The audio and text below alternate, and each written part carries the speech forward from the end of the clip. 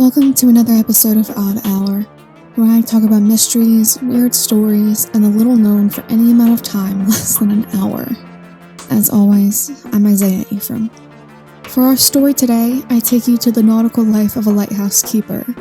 The saltwater smell is in every crevice of the little island, situated offshore for the sole purpose of directing ships to port.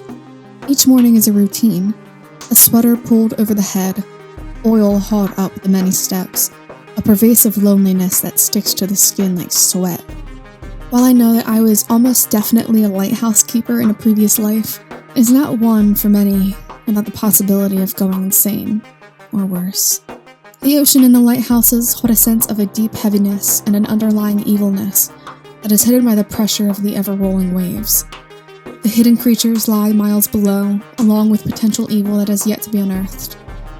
3 keepers sensed it, and yet they disappeared without a trace. I take you to the lighthouse. This is the story of the Flannan Lighthouse Disappearances.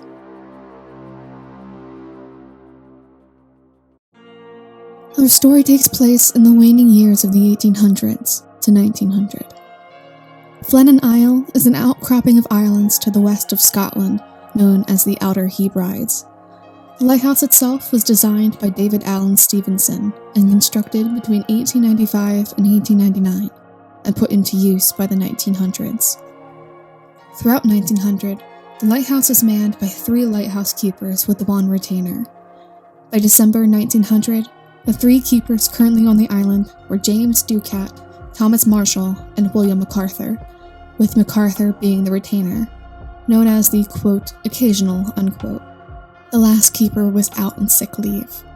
1900 had passed relatively quietly for the Isle, and the keepers maintained the island and the lighthouse. These 3 keepers were very experienced. The Flannan Lighthouse was not the first that any of them maintained. In the year following the first lighting of the bulb, the keepers had no major issues. The first sign that anything was off about the island was on December 15th, 1900, when a passing vessel archer made the observation that the lantern was not lit, which was very dangerous as the archer was sailing in poor weather conditions, and continued on its passage from Philadelphia to Leith, a port area in Edinburgh, Scotland. They sent their observation back to the Northern Lighthouse Board. As this was unusual behavior from the keepers, a relief vessel was dispatched for the Flannan Isles, a vessel known as the Hesperus, on December 20th. However, due to the same poor weather conditions encountered by the archer, the Hesperus did not reach Flannan until December 26, 1900. The scene was immediately suspicious. None of the keepers welcomed the vessel ashore, and did not respond to the ship's whistle or the firing of a flare to get their attention. Further, the flag staff did not have a flag, and there was provision boxes on the landing stage for restocking. The 4th keeper, Joseph Moore, was aboard the Hesperus, and he took along one of his fellow sailors to go ashore. Once there, they found that the door to the lighthouse was locked, and that, quote, 2 of the 3 oilskin coats belonging to the keepers were gone, unquote. Once they made their way inside, there was half-eaten food left in the kitchen with an overturned chair being found nearby.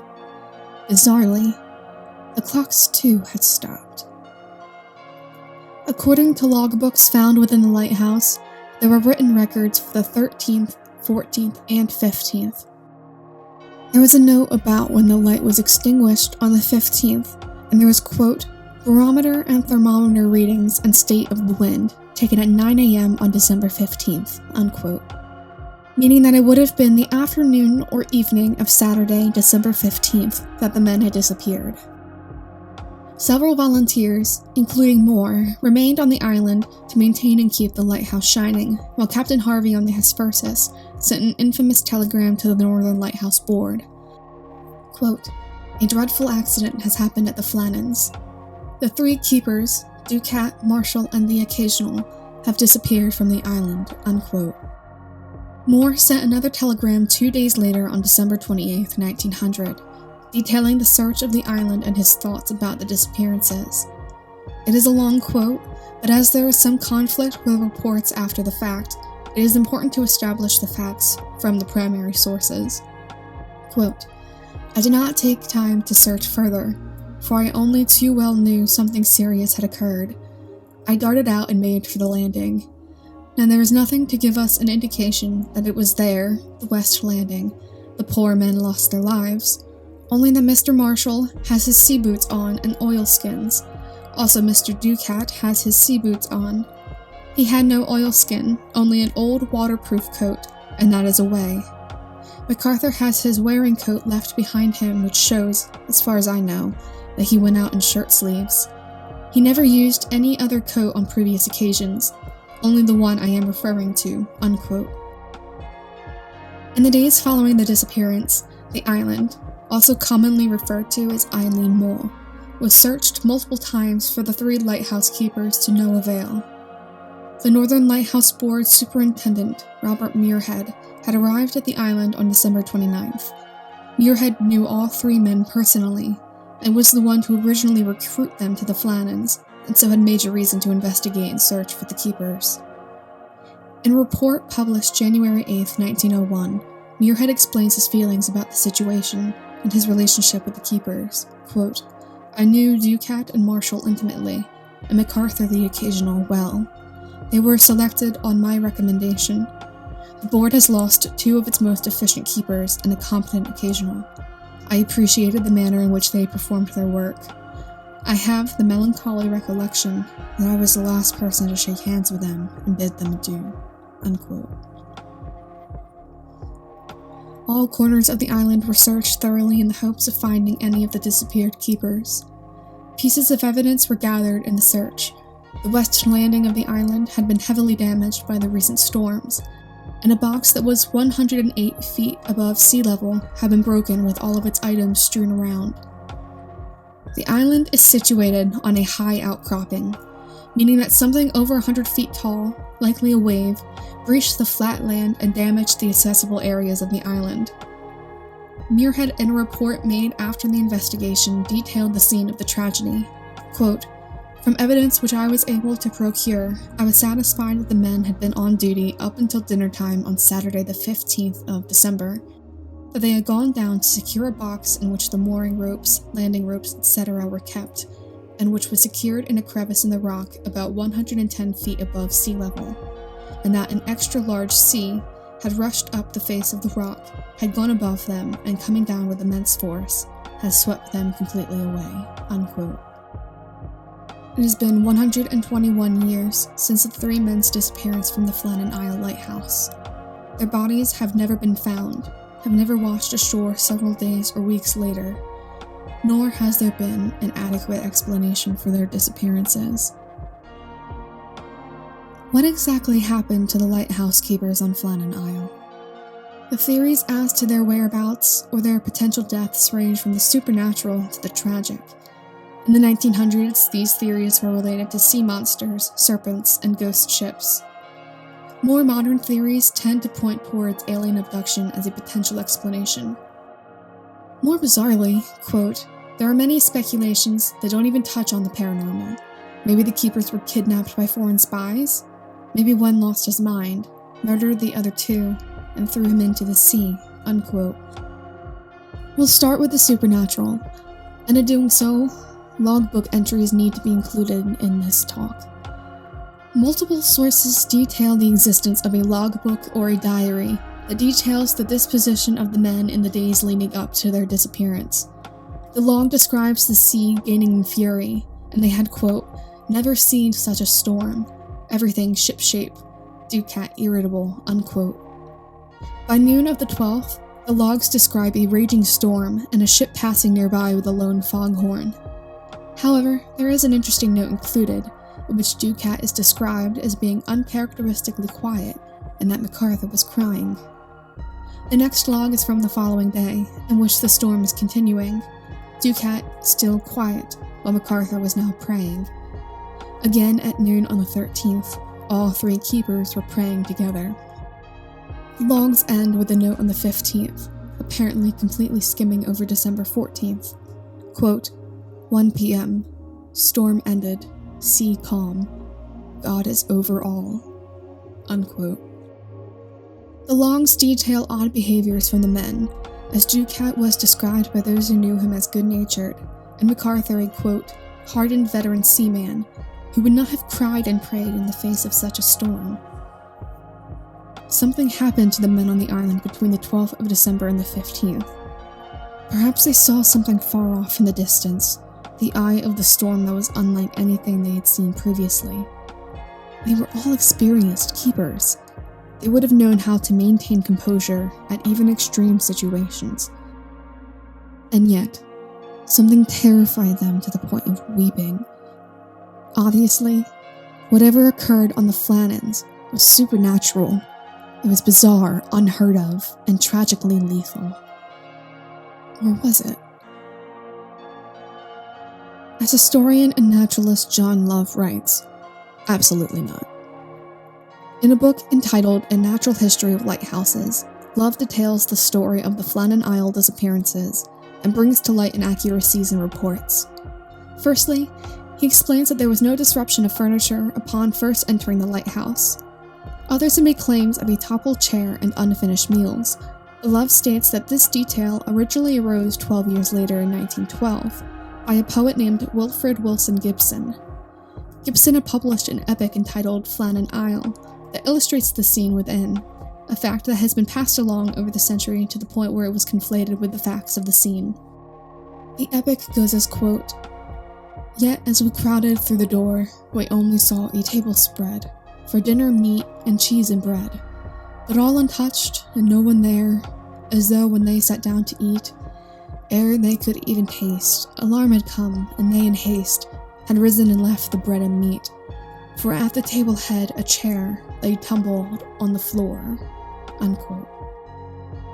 This is in direct contradiction of the relief keeper Moore, who upon entering the lighthouse stated, quote, the kitchen utensils were all very clean, which is a sign that it must be after dinner some time they left, unquote. He then debunks the existence of the famed logbooks. The first hint of their existence appears in a work by Vincent Gaddis, who mentions them in a book in the 1960s, stating that they were hastily written by Thomas Marshall in a case of ever-increasing dread and paranoia. Love also states that logbooks were not diaries per se, but rather observational records that detailed the changing of officers, weather conditions, and the like. Love explains that the logbooks appear to have been written after the fact, by a party who knew of their unfortunate demises. Without the introduction of the toppled chair and the infamous logbooks, the disappearances of the lighthouse keepers may not have seemed so peculiar. While it is intriguing to think of a Lovecraftian horror startling the 3 keepers away from the lighthouse to their deaths, it is most likely that their disappearances were not due to an eldritch horror, but rather a nautical one. The weather was mostly calm in the days leading up to December 15th, 1900, when an intense storm hit. This is a fact investigators know for certain. Another fact is that Marshall had recently been fined 5 shillings, which was $100 at the time, and would be around $3,100 now, for the loss of equipment in a particularly huge gale. This fact about the fine was also found and presented by John Love in his book about the history of lighthouses. The most likely theory as to Ducat, Marshall, and MacArthur's disappearances mesh all of this information together into a tragic story. The island is elevated above sea level, over 100 feet, and there were several natural caves or geos located along the coastline, including the damaged West Landing. During storms or high seas, water would enter the cave and then explode outward. Lighthouse requirements stated that at least one keeper needed to remain present in the lighthouse, should the other 2 need to venture away in order to keep the bulb lit for boats on the sea. MacArthur, the only keeper whose oilskins and coat remained within the lighthouse, was apparently deemed to be the keeper to remain, and in his stay in the lighthouse may have climbed upward to overlook the waves. Marshall and Ducat then clothed themselves in their oilskins. Marshall, perhaps trying to avoid another hefty fine, would have wanted to protect any equipment, remnants of which could have been the evidence found at the West Landing. From where MacArthur could have potentially been overlooking, he may have seen an incoming wave, and have run out into the storm in a panic to warn or help the other two men, where all three were washed away in the tempest. Elements of this theory could also be used if instead of MacArthur rushing out, perhaps either Ducat or Marshall were swept out to sea, and in attempting to rescue him, the other two keepers were also washed away. It also works that perhaps MacArthur saw no specific large wave coming, but when his fellow keepers did not return, he abandoned his post within the lighthouse to search for them, and was dragged out to sea. It may be the most likely answer, but we will never truly know exactly what happened on December 15th. Only James Ducat, Thomas Marshall, and William MacArthur know what happened the night they disappeared, and the truth went into the sea just as they may have that night. Nevertheless, nearly a century later, the mystery remains intriguing, and perhaps one day, this drowned truth will re-emerge from the depths beneath the Flannans.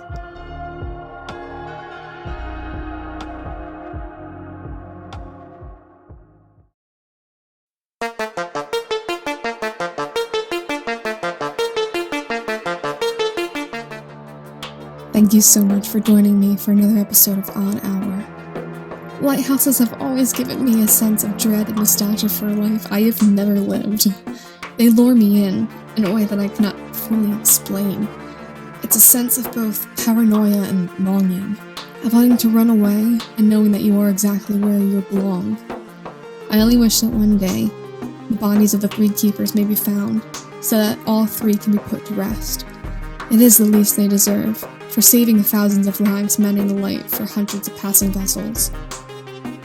As always, you can find all sources for this episode in the description, along with an episode transcript.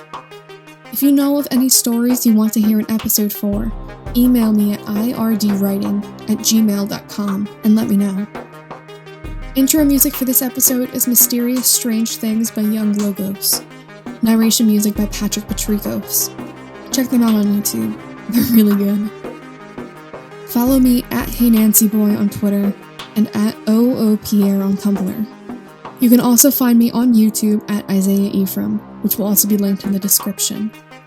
I also have a Patreon, so if you want to support me, you can find that linked as well.